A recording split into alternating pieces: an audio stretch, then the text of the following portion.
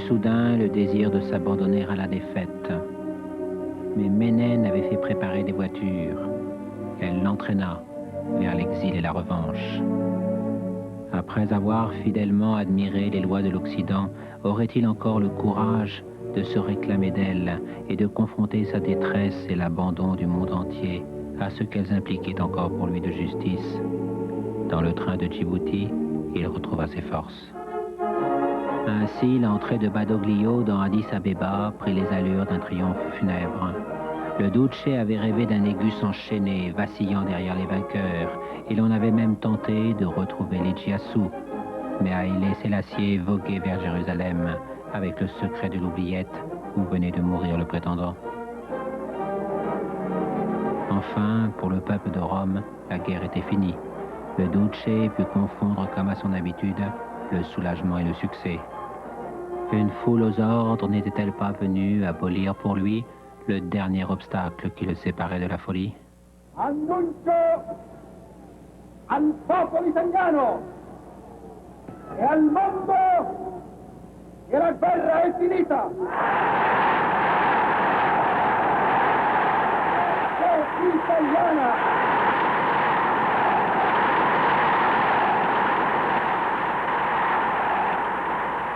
Ainsi, l'Éthiopie étant italienne, les singes montèrent d'un cran et eurent l'honneur de devenir esclaves. Le maréchal Graziani, précédé de la flatteuse réputation d'avoir été le boucher des révoltes libyennes, présidait à l'organisation de cette promotion, avec le titre de vice-roi et le projet de répandre la terreur, car pour qui l'exerce, cela peut être utile quand ça ne fait pas tout simplement plaisir. Mais les races qui avaient trahi regrettaient déjà leur inconséquence. Le clergé martyrisé entrait chaque jour en dissidence et les soulèvements se succédaient dans les provinces. Désormais, sur le visage du reître, chacun de ses otages voyait peu à peu s'accuser le masque de la peur. Haïlé Sélassié n'était pas assuré de l'accueil que lui réserverait l'Angleterre. Downing Street avait insisté pour qu'il s'abstînt de toute agitation. Une partie de la presse soutenait ouvertement Mussolini, et puis le commandant de bord n'avait-il pas refusé d'embarquer ses deux lions préférés? La chaleur du peuple britannique, venu en masse pour lui rendre honneur, effaça ses doutes et ses chagrins. Ainsi, les citoyens ordinaires avaient compris son combat, bien mieux que les ministres et les diplomates. Et tandis qu'il s'en allait plaider sa cause à la Société des Nations, en lisant sur tant de visages anonymes la promesse de la résurrection certaine de son empire, il retrouvait cette vieille confiance dans le règne de la loi et de la morale qui lui avait fait tellement aimer l'Occident, malgré ses déceptions. Pour exposer au monde entier le procédé infâme employé par l'aviation italienne pour anéantir par les gaz les pacifiques populations de notre empire. Le monde jugera notre agresseur. Cependant, au siège même de l'organisation, les fascistes l'attendaient encore pour l'avilir et accabler sa solitude. Monsieur le Président, Monsieur le...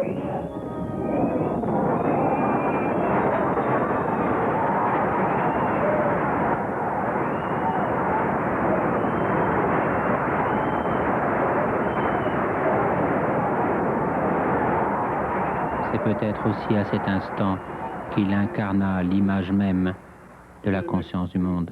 En français, avec toute la force de mon esprit et de mon cœur, en parlant en amharique.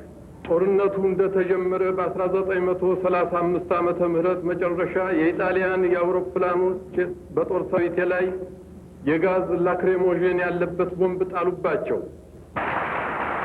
Et que l'écho de sa voix en amharique vint rejoindre le dénuement de tous les abandonnés de l'histoire.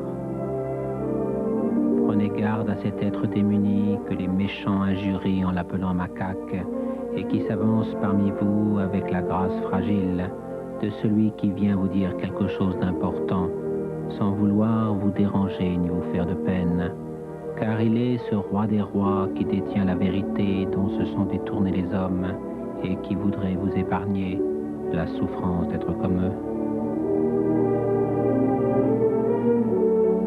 La Société des Nations avait négligé son appel et abandonné les sanctions contre l'Italie, mais il ressentait une sorte de paix et pensait à la prière récitée à Jérusalem dans la grande ombre de son ancêtre Salomon. J'espère de votre compassion qu'il me soit donné un jour d'éprouver le secours de votre justice. On l'oublia.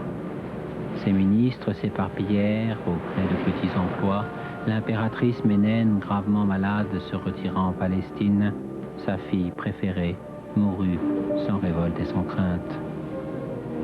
Parfois, il se rendait à Brighton pour contempler la mer. Allons, ce n'était pas si triste. Un antiquaire venait de lui donner 40 guinées pour un plateau d'argent. Et il avait reçu une bien belle lettre d'une enfant de 15 ans qui lui disait « Je pense à vous et vous admire », avec une grande signature penchée, Élisabeth, princesse d'Angleterre.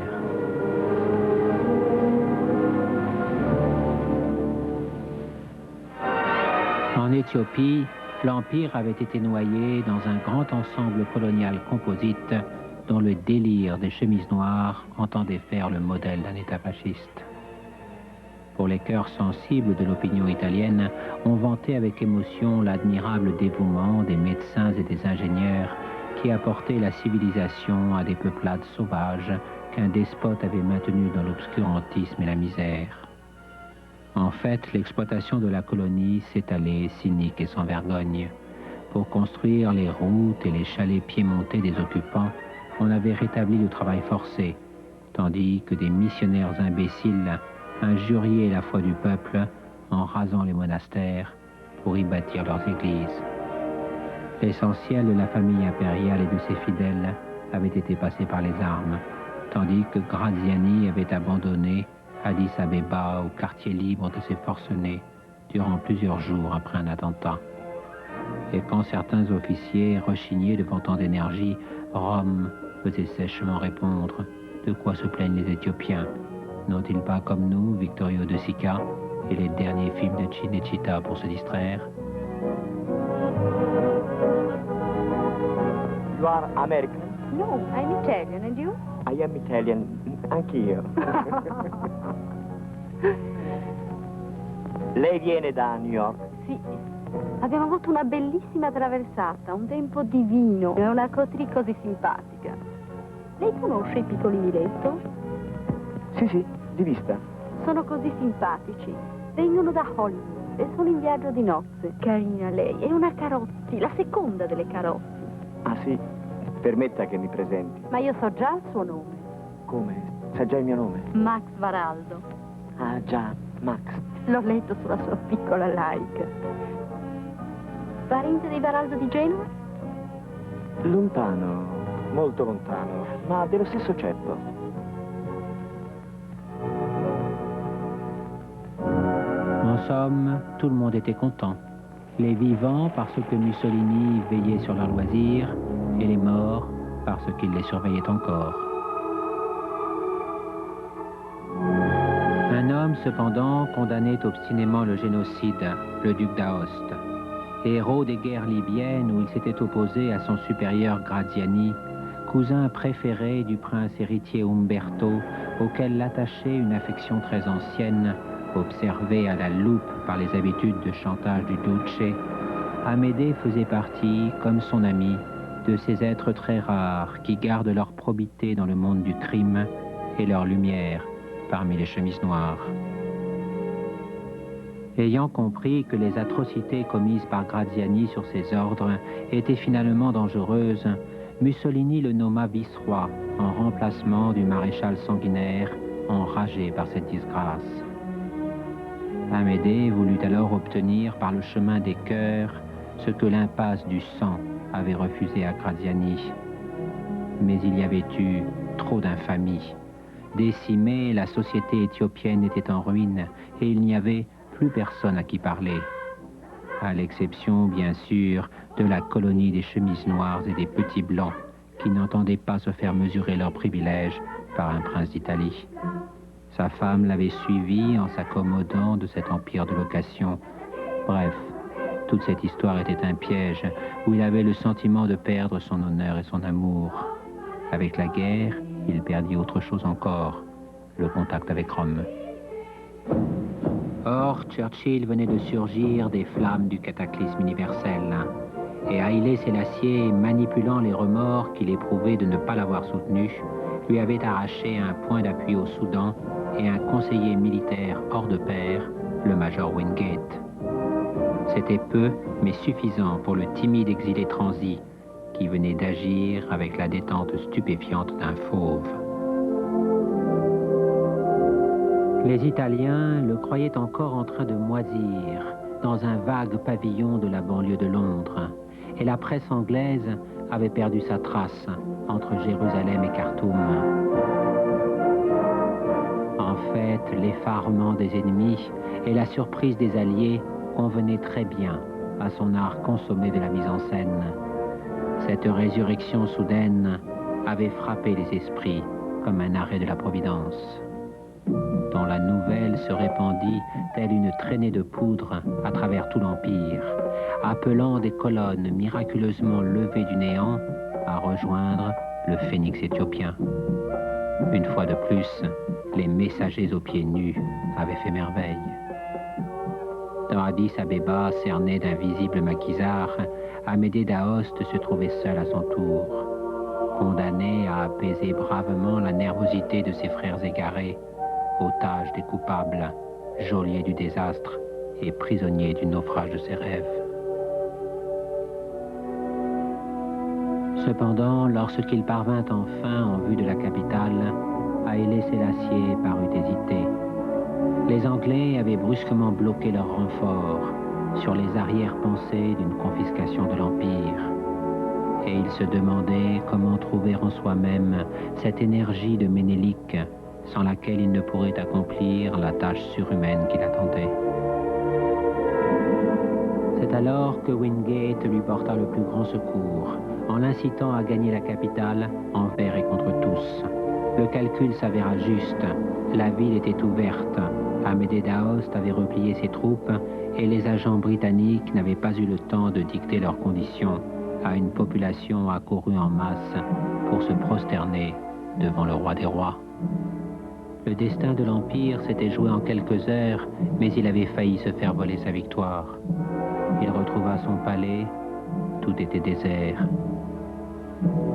Il avait gagné, mais d'où lui venait cette sensation de défaite et d'amertume? It is good that you are here to record this picture of me in my palace garden at Addis Ababa. En effet, les Éthiopiens lui reprochaient d'avoir interdit les représailles contre les Italiens, et les Anglais n'acceptaient son triomphe qu'à contre-cœur. La clémence et la fierté éclairent sans doute l'histoire, mais elles ne font pas le bonheur des rois.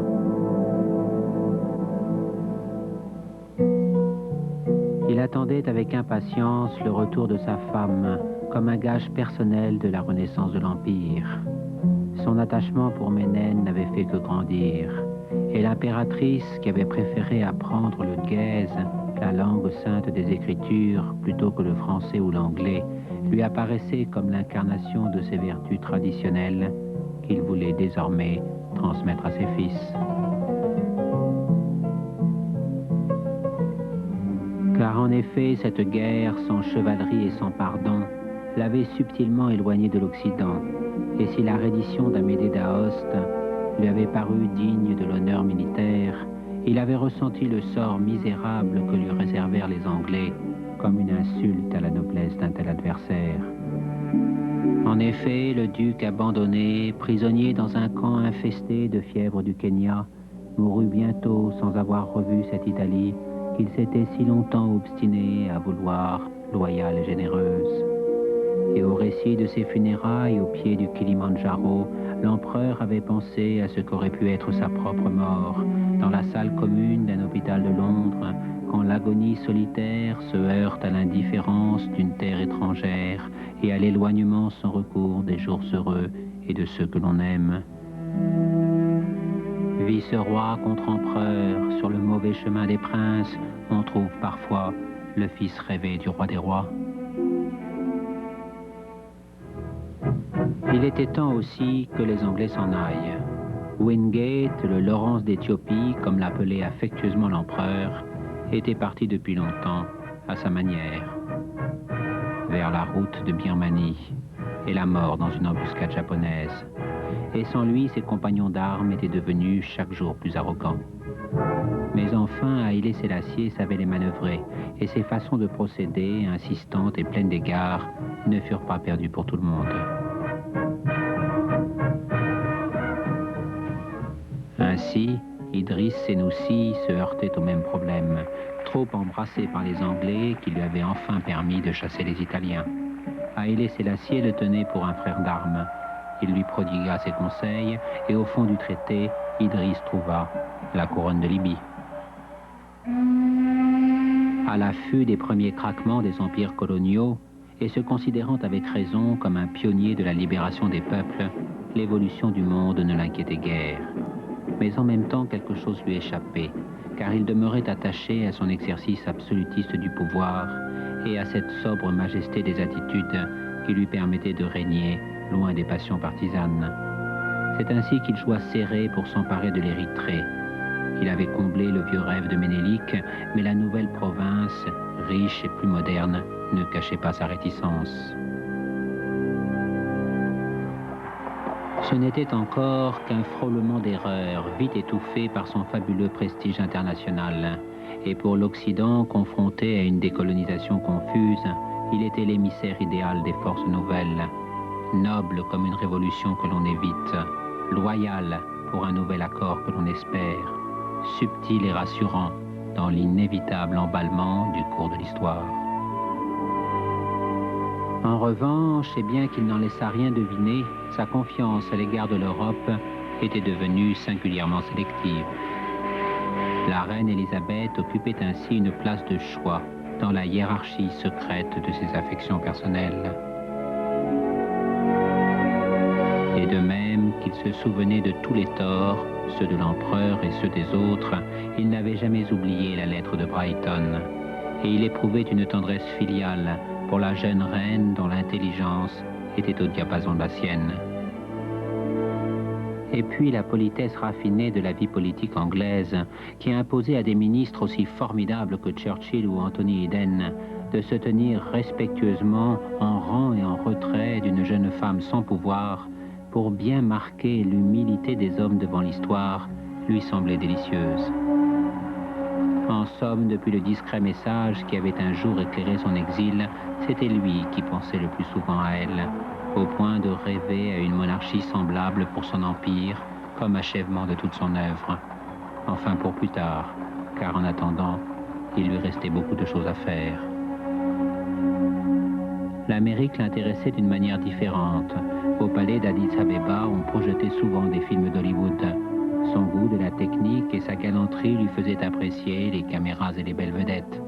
Mais le côté hot dog sur le pouce et clin d'œil salace d'Ernest Borgnine n'était pas tout à fait son genre. D'ailleurs, ses relations avec le Congrès étaient plutôt tièdes. Sa fraternité avec les Noirs était beaucoup trop sincère pour ne pas lui valoir des commentaires agacés.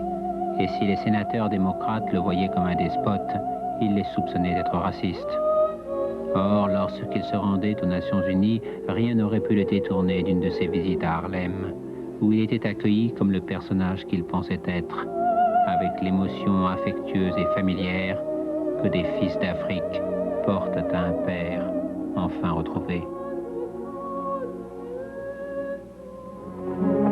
La cour, cependant, continuait à présenter le spectacle d'un immuable protocole mystérieusement importé de Suède. Ce cousinage surréaliste, avec l'héritage en ligne directe des empereurs de Byzance, maintenu par l'Église et les anciens négus féodaux, paraissait naturel au roi des rois. Il y voyait le symbole de son règne, commencé aux confins de l'Antiquité et du Haut Moyen-Âge, et parvenu quelque part entre Louis XIV et Bernadotte. La duchesse de Gloucester, ayant fait remarquer au cours d'un dîner de gala que c'était la période qui avait pu éclore la Révolution française, Haïlé Sélassié avait répliqué qu'il était à lui tout seul cette grande insurrection en marche. Mais en vérité, la modernisation marquait le pas. L'Éthiopie, princesse endormie depuis 2000 ans, avait le plus grand mal à s'éveiller. L'empereur redoutait le choc brutal qui pourrait entraîner l'affolement puis le coma définitif.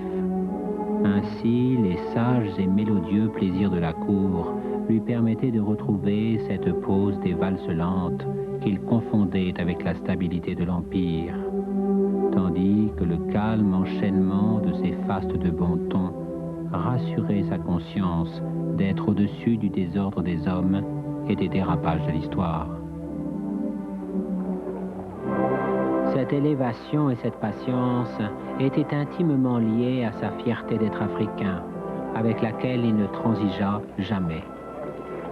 Et bien que certains d'entre eux eussent tisonné leur violence au feu du marxisme, les chefs d'État de l'Afrique nouvelle ne pouvaient manquer d'être impressionnés par ce frère qui détenait les clés de leur mémoire. Et tous reconnaissaient en lui le fondateur de l'Organisation de l'Unité africaine, dont Addis Abeba devint le siège dans un palais dont il avait approuvé le dessin futuriste. Évidemment, les lions des enceintes impériales compliquaient un peu l'expression de ce respect pour des leaders qui avaient certes les pieds et le boubou sur la terre africaine, mais la tête à Moscou ou à Prague. L'empereur tenait à ses félins. Il jugeait aussi ses interlocuteurs sur leur aptitude à les croiser sans s'émouvoir.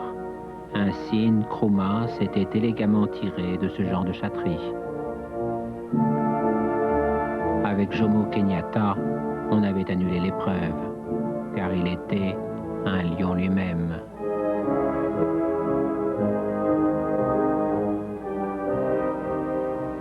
Au contact de ses frères révolutionnaires, il éprouvait aussi parfois la lassitude d'un si long règne, le désir de se retirer dans un monastère pour qu'avec d'autres enfin l'ébranlement survienne. Mais comment discerner depuis une Rolls où se cachent les successeurs? Nasser, séduit par son aptitude à se concilier ses ennemis naturels, lui avait tout de même dit « Méfiez-vous de l'armée ».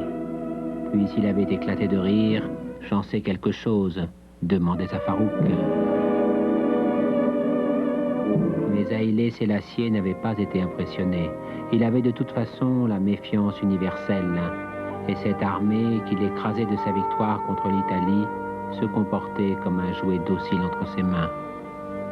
Son orgueil lui interdisait d'admettre qu'elle pût être fatiguée de ses soldes misérables et de ses contacts interminables et indécis avec les bandes de plus en plus nombreuses des francs-tireurs somaliens et des nationalistes d'Érythrée. Lors d'un voyage au Brésil, il dut se rendre à l'évidence. Un coup d'État fomenté par des officiers supérieurs qui avaient toute sa confiance venait de livrer les centres du pouvoir d'Addis Abeba à des mutins réclamant sa déchéance. Et Asfaw Hossein lui-même, dans un message sibyllin, avait paru avaliser le putsch. Revenu à tire d'aile dans un avion dont un moteur était en flammes, il lui fallut plusieurs jours pour ressaisir les rênes d'une situation confuse, ensanglantée par la mort de nombreux otages fusillés par les rebelles. Depuis son palais saccagé et sous les yeux subitement sans indulgence de la presse internationale, il dévida l'écheveau de la conspiration, dont les fils anciens et compliqués conduisaient à tous les rouages de l'Empire.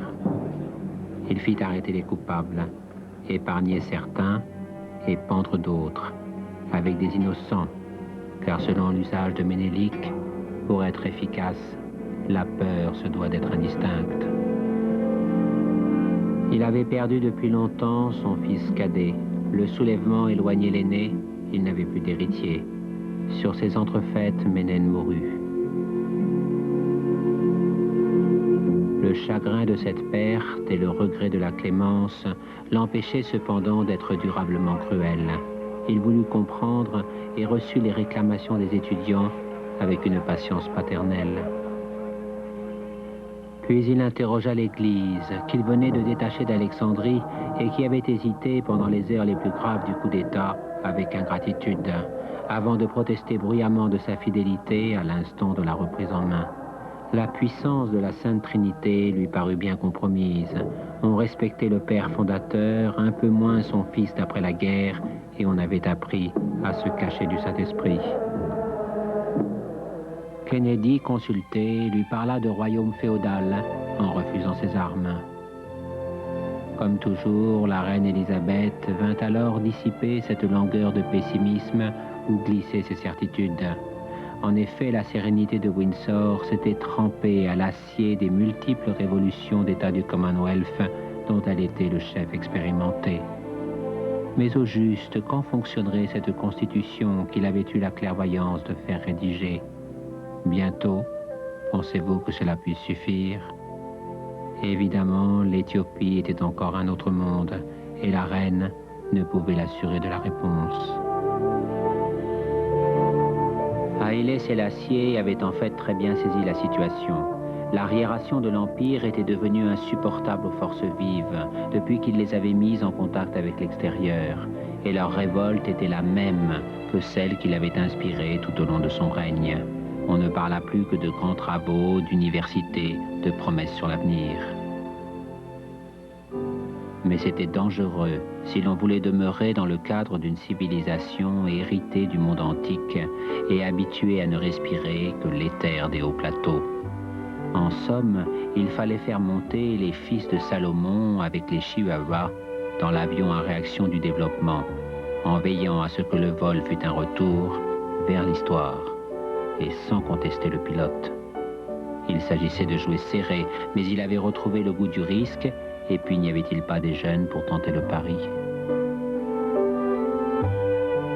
Ainsi, tandis que ses amis du tiers-monde jouaient toutes les gammes possibles de la Révolution, il n'en retenait que les erreurs, et il renforçait d'autant plus le despotisme en clair-obscur de son pouvoir. Existait-il une troisième voie possible, comme le lui avait suggéré la reine Élisabeth et l'exemple de la Chabanou dont le monde suivait alors avec fascination le triomphe apparent? Il ne pouvait se résoudre à le croire. Aucune idée nouvelle ne devait selon lui se glisser parmi les rouages compliqués de la subtile machine à remonter le temps retrouvé qu'il avait mis au point. Le si pieux Idriss de Libye ne venait-il pas de se transformer en poussière comme une momie chamarrée d'or noir à l'instant où le sanctuaire s'ouvre sur la première brise venue du Caire? Duvalier le sanguinaire, Idi Amin le fou, Bokassa le pantin et ce Massias de Guinée qui avait massacré la moitié de son peuple, non, jamais il ne laisserait l'Éthiopie courir le risque de tomber en pareille main et d'insulter à la vie et à la noblesse de l'homme noir.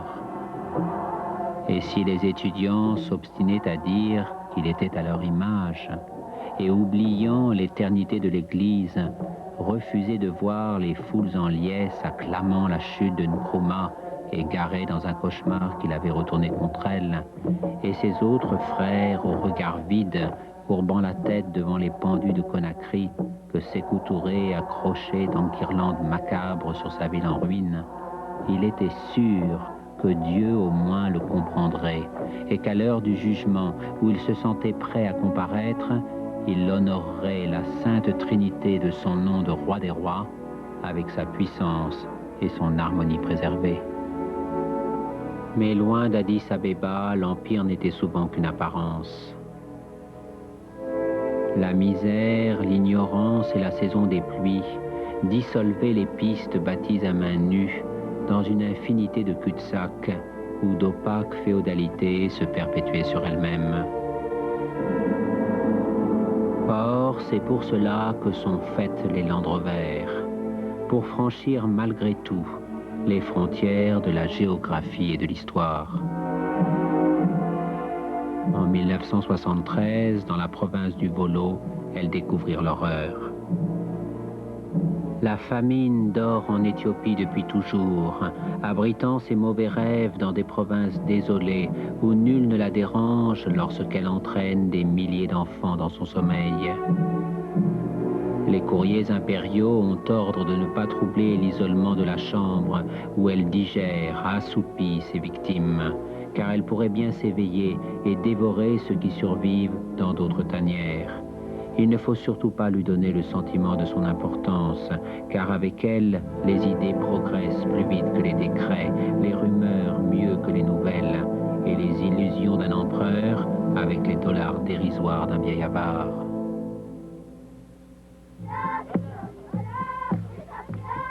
Les aiguilles de l'horloge éthiopienne, où l'une marquait le passé et l'autre l'avenir, de telle sorte qu'un seul homme pouvait y déchiffrer l'heure choisie pour son empire, se mirent à tourner en tous sens, pointant ici des jacqueries de l'aube de l'histoire et là les tracts des révolutionnaires, avant de se rejoindre à ce midi d'une insurrection incontrôlable où sonne enfin le tocsin fou qui annonce la fin du monde. Dans cette confusion où chaque seconde avait sa vérité, l'armée sut discerner le mouvement qui lui permettrait cette fois de n'être ni en avance ni en retard. Elle revint lentement d'Érythrée où elle s'était aguerrie d'un conflit d'un autre âge, étouffa les ministères et la radio comme dans un sablier, précisa peu à peu les minutes des arrestations et des procès, et chronométra sans trembler l'agonie de l'image frêle qui se trouvait encore au centre du cadran des ombres grandissantes. Puis elle choisit un temps nouveau, celui du marxisme.